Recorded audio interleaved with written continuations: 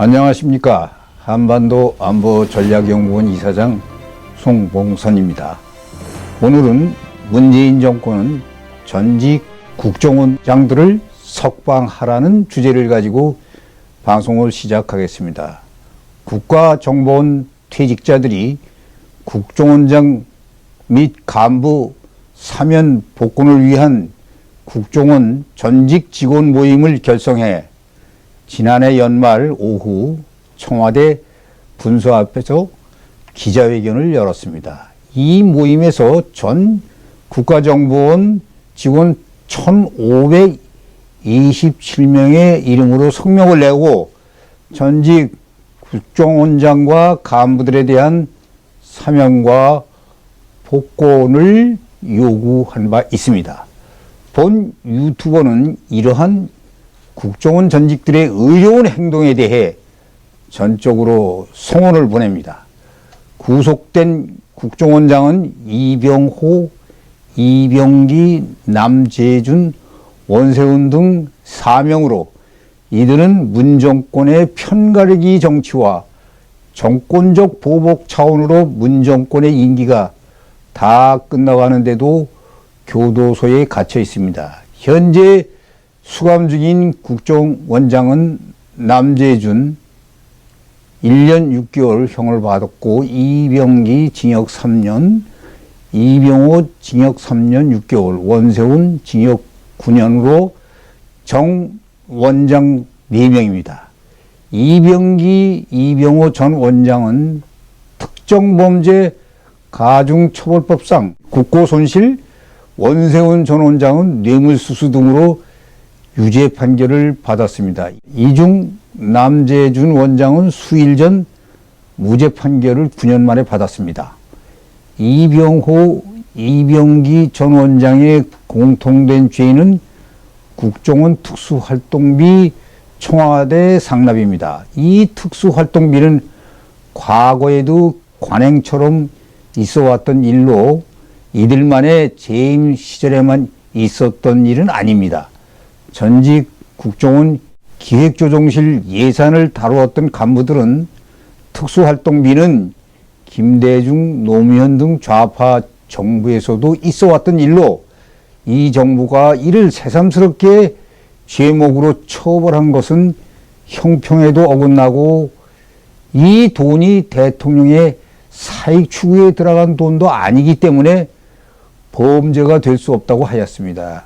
필자가 전직 원장 재판 과정을 거에 참석하였지만 박근혜 대통령 시절 국정원 기조실장으로부터 문고리 3인방이라는 사람이 이 돈을 받아 대통령에게 전달되었지만 이것이 대통령의 개인 착복이라는 어떠한 증거도 보이지 않습니다. 국정원은 감사원과 함께 대통령 직속기관입니다. 대통령 직속기관인 비밀정보기관이 대통령의 정보 보안 활동비로 필요시 특활비도 사용할 수 있다고 봅니다. 안보부처의 예산에는 정보 예산이 포함되어 있어 각 기관별로 편입되어 필요한 정보 활동에 이 예산을 각 부처가 사용하고 국정원이 감사를 합니다. 특활비는 역대 대통령이 관행으로 사용하였고 좌파 대통령인 김대중, 노무현 대통령도 사용하였는데 왜 이 정부만 콕 찍고 이명박, 박근혜 대통령 시절 국정원장을 범죄인으로 다루는가? 결국 이는 편가르기식 외에 달리 해석할 수가 없습니다. 역대 대통령들은 특활비를 받아 청와대나 정부의 각종 보안 정보 활동에 쓰여진 것으로 죄가 될 수 없다는 것이 퇴역 예산 담당관들의 공통된 입장입니다. 올해 83세로 최고령자인 이병호 원장의 예를 보면 이병호 원장은 법정에서 원래 기밀이 유지되는 정보 예산은 개인적인 횡령이 아닌 한 어느 나라나 국익을 위해 사법처리 대상에서 제외시킨다고 법정에서 강조한 바 있습니다. 이어 정보 예산을 법의 잣대로 재려고 하니까 국정원장인 내가 회계관계 직원이라야 성립하는 국고손실죄의 범인이 되게 만드는 것이라고 했습니다. 맞는 말입니다. 회계 책임자는 정부 부처도 따로 회계를 다루는 예산국실에서 책임을 지는 것이지 조직의 수장이 예산 회계에 대해 일일이 관여하는 것이 아니며 계획이나 집행을 보고받는 정도입니다. 문정부는 남북이 분단된 국가에서 대북 활동을 메인 서버까지 열어서 법정에다가 증거물을 제시하면서 이를 공개하는 이적 행위를 하면서 죄를 만들어 처벌하는 것입니다. 이병호 원장은 미국의 CIA 예를 들면서 정부 예산은 큰 항목만을 의회에 보고하고 나머지는 CIA 장이 활동에 맞게 지출하면 된다는 것입니다. 아마도 이병호 원장은 해외국장, 주미공사, 차장을 거친 인물로 CIA를 가장 많이 접촉한 인물입니다. 이 전 원장은 특활비 상납의 중심엔 당시 국정원 이헌수 기조실장으로부터 보고만 받았다고 했습니다. 이 밖에 국정원의 정치관여 여부에 대해서는 나는 절대 그런 일을 안 했다고 강조했습니다.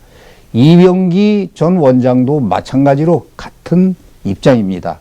그러나 재판부는 이병호 원장의 이러한 주장과 그가 고령인 점을 받아들이지 않았습니다. 국가정보원 특수활동비 상납 혐의 등으로 구속 수감 중인 이병호 전 국가정보원장이 재임 시절 북한 내부의 김정은 저항 집단을 지원하고 많은 정보를 알고 있는 전자 전문가를 탈북시키는 등 그는 본연의 임무로 충실한 사람입니다. 이병호 전 원장의 항소 이후서, 항소 이후 보충서, 보석 청구의 이후 보충서에 의하면 이병호 전 원장 재임 시절 국정원이 수행했던 대북 공작에 관해 자세한 내용을 게재하였습니다. 이 문건에서 이병호 전 원장은 자신의 재임 중 있었던 일에 대해서 언급하였습니다. 김정은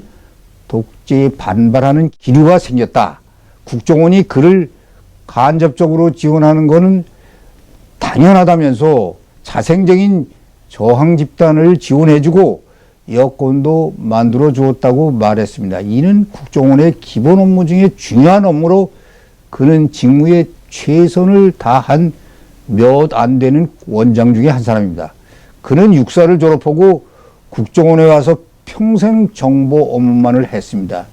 이 증언에 대해 월간조선 2018년 6월과 박근혜 국정원 김정은 암살하려는 북한 내 혁명조직 존재 파악하고 지원했다는 제하의 기사로도 보도된 바 있습니다. 당시 월간조선 최우석 기자는 국가정보원이 북한 내부에 혁명 조직이 존재한다는 사실뿐만 아니라 이들이 구체적인 김정은 암살 계획을 세우고 있다는 것도 인지하고 있었다고 특종 보도했었습니다. 이병호 전 원장은 또 북한의 전자 전문가를 탈북시키기도 했는데 북한을 떠나면서 모든 정보를 가지고 왔다고도 했습니다. 이는 국내 언론엔 처음 공개되는 내용이기도 합니다. 문제가 된 국정원 특수활동 및 청와대 상납 의혹에 대해서는 이병호 전 원장은 원래 기밀이 유지되는 정보 예산은 개인적인 횡령이 아닌 한 어느 나라나 국익을 위해 사법처리 대상에서 제외된다고 강조했습니다. 이어 정보 예산을 법의 잣대로 재려고 하니까 국정원장인 내가 회계관계 직원이라야 성립하는 국고손실죄의 범인이 되어 버린 것이라고 비판했습니다. 맞는 말입니다. 이병호 전 원장은 감방에서 그는 개신교 장로로 잘 견뎠지만 최근엔 이 안에 있으니까 시간이 영원인 것 같다. 하루가 얼마나 긴지 모르겠어라는 어려운 현실을 이야기도 하였습니다. 지난해 그의 부인은 이 원장의 누이가 타계했는데도 장례식에도 못 가 많이 섭섭해했다고 인간적인 고뇌도 이야기했습니다. 또 현재 형을 살고 있는 김승연 전 국장도 구치소에서 모친상을 당하였지만 코로나 빌미로 내보내지 않는 비인도적 처사도 당하였습니다. 좌파 정권은 오히려 적의 수괴인 김정일이 죽어서는 이희호를 북한으로 보내 조문하는 등 난리를 치면서 이중 태도를 보여왔습니다. 박근혜 정부 마지막 국가정보원장으로 구속 수감 중인 이병호 전 원장은 불구속 상태로 재판을 받던 중에 지난 6월 15일 1심에서 국고손실 등의 혐의로 징역 3년 6개월 자격정지 2년을 선고받고 법정 구속된 바 있습니다. 형이 확정되는 보송을 청구할 바 있으나 받아들이지 않았습니다. 문재인 정부의 연말연시 사면에 뇌물죄를 받은 한명숙 전 총리와 내란 선동죄를 받은 이석기가 사면 또는 가석방됐으나 국정원장과 간부들에 대해서는 법 관영이 일체 배제됐습니다. 또한 정부 부처의 장을 회계관계 직원으로 판단한 판례가 단 한 곳도 없다는 주장도 하였는데 이 또한 사실입니다. 이제 문재인 정권의 전 정권에 대한 편가르식 잣대로 지난 연말연시 사면에 뇌물죄를 지은 전 총리 한명숙과 내란 선동죄를 받은 이석기가 사면 또는 석방됐으나 국정원장과 간부들에 대해서는 법 관영이 일체 배제된 것으로 편가르식으로 자유민주주의를 말살하고 북한 독재주의가 대화만을 지향하는 문제인식 사고방식으로 본 유튜브는 일요일 단호히 배격합니다. 이상입니다. 시청해 주셔서 감사합니다.